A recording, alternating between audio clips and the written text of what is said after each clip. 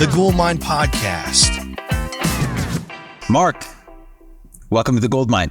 Danny, thanks for having me on. I'm looking forward to talking a little bit more about what we do and how we help people.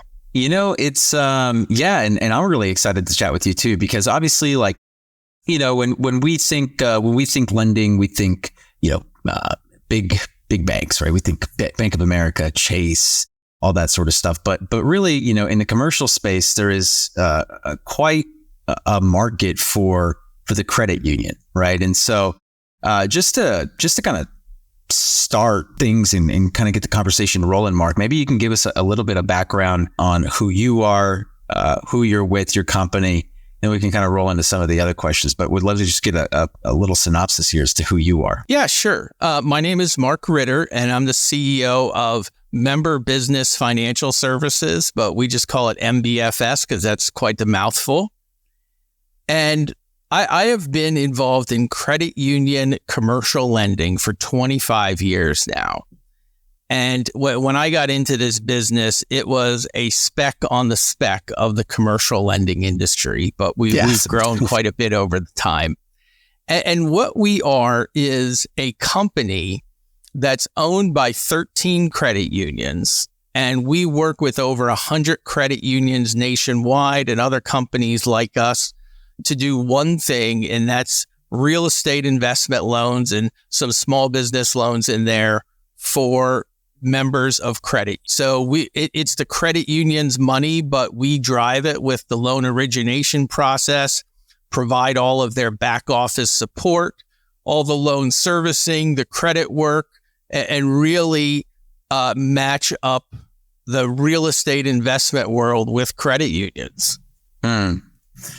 Now, I would imagine that a consolidation, or you kind of like providing that service, you said that 13 different credit unions? Yeah, we're owned by 13, but we work with over 100 credit unions nationwide. Wow. Okay. And so you're kind of like the servicer, right, of the loan. You're the one like on the front end. You guys are kind of like handling maybe some of the transactional work. I would imagine that the reason for that is it's like a much more optimal way to do that financially for the credit unions, right? Instead of having every credit union having their own staff and everything in house, it's almost like you're almost like a third party, right? That services these loans. Yeah, absolutely. I hope the banks never figure out our business model and start working efficiently and effectively together, because you're right. Instead of every credit union going out and spending who knows how much on software systems and people, and buying loan originators and everything else that goes into offering these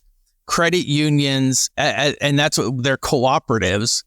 They cooperate together and form companies like us to offer services much, much more effectively and efficiently than, the 4,800 credit unions in the United States, everybody going out and trying to figure it out and do it themselves. That makes a lot of sense. And I could see how there's a big benefit, obviously, to you guys, because you're benefiting from that because you have a business behind it. But then also with the credit unions too, it's like economies of scale, right? Instead of like us having to go out and figure out everything, reinvent the wheel, we can just kind of like outsource this and give it to some professionals. And so that makes a lot of sense to me. So obviously, you talked about how when you started things, you said like a spec, right? Like a spec of tests or something. So I'm wondering, how have we gone from there to credit unions becoming significant players in the commercial real estate lending space, especially when we're comparing it now to like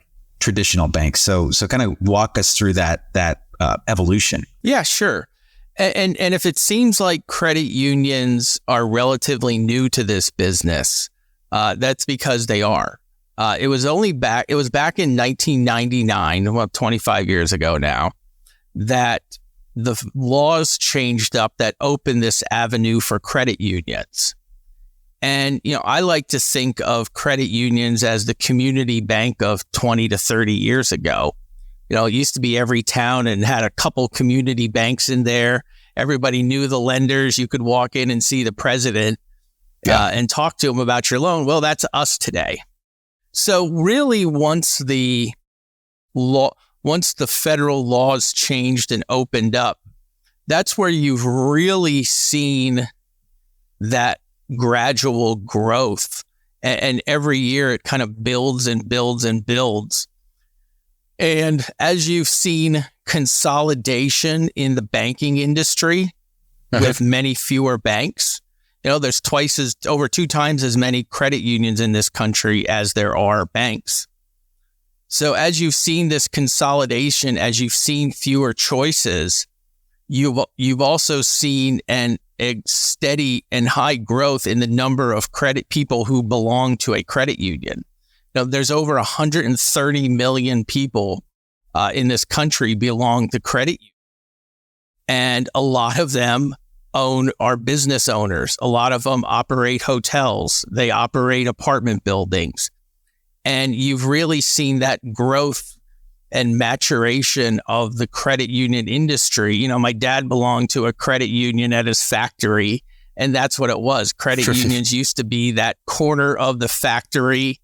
I'll give you a savings account and maybe a car loan, and that's where you went. Today, they offer sophisticated financial products. And what we do is really just kind of an outgrowth of that industry.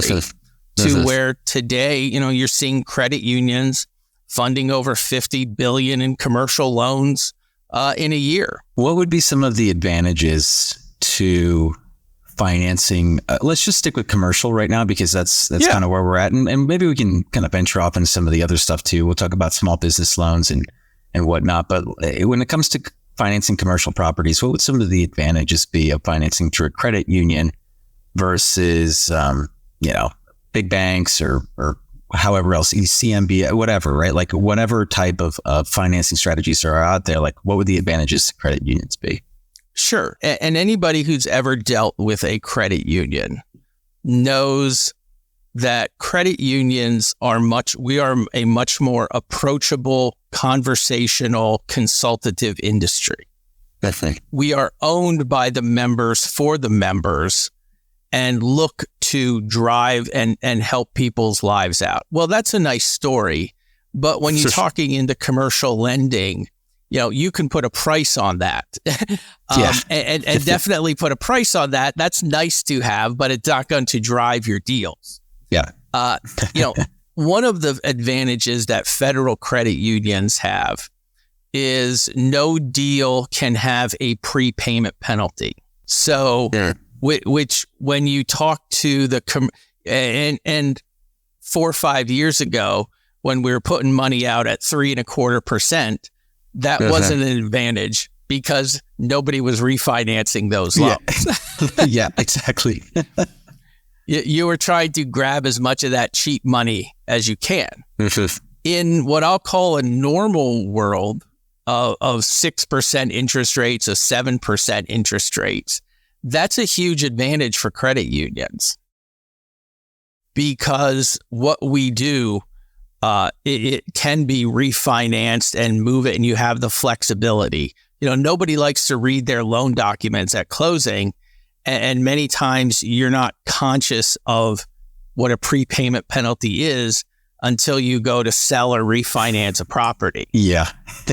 And in today's world where rates are a little bit higher, it's not unreasonable to think rates are going to go down 2.5% over the next 1 to 2 years. It's very likely. Whereas with the credit union, you have that flexibility to move. So that's one piece.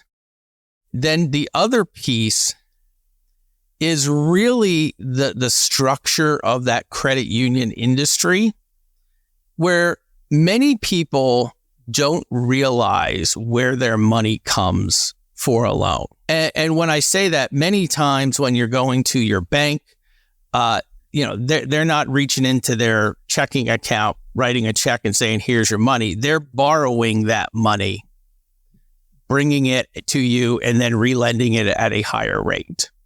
Many institutions are like that. And if you look at a credit union, really for every dollar of deposits, they're lending out probably about 85 cents in loans.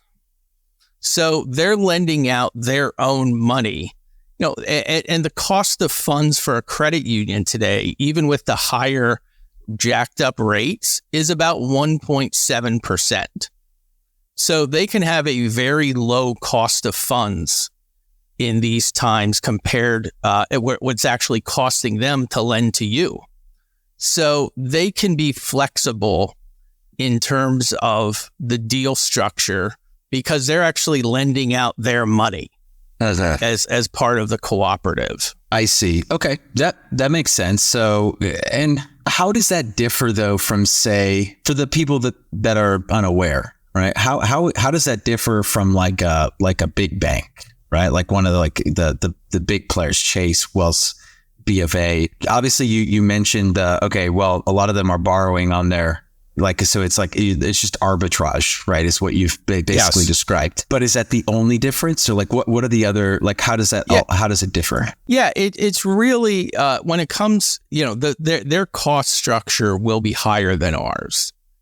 And really when it comes to that deal structure of what you're looking for, you can have the conversation with a credit union, on what you're looking for and have a little bit more of an equal footing because you're part of this cooperative.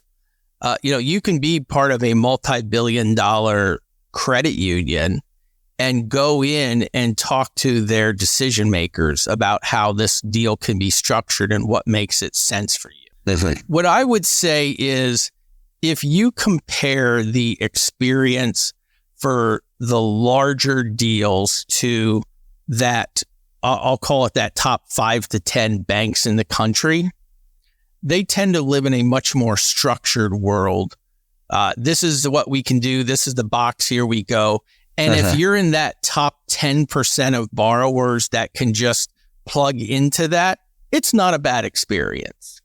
For many of us in the middle, you would very much enjoy the credit union experience. And if you're in that bottom 10 to 15% where there's some serious issues with the property, there's some serious issues with the sponsorship, there's not too much to live. We tend to live in that large middle that most of where people are, where we can talk about, and we're also tend to be much more regional lenders. We do have people that work nationwide, but we're also not going to, if you have a deal I'm in Pennsylvania. If you have a deal in Erie, Pennsylvania, we're not going to say, well, we don't lend in Erie, Pennsylvania. We lend in regions and those communities of where they're at. And sometimes those are states, sometimes those are multi-states, or sometimes those are those second and third tier markets where the big banks just stay out of, to be honest. They're interested in lending in large properties in a downtown area with the big suburban areas, and that's what they do. I would corroborate everything that you're saying, right? So the flexibility component of the credit unions and their ability to play in areas in buy boxes that a lot of the bigger banks wouldn't, right? Like the bigger players wouldn't.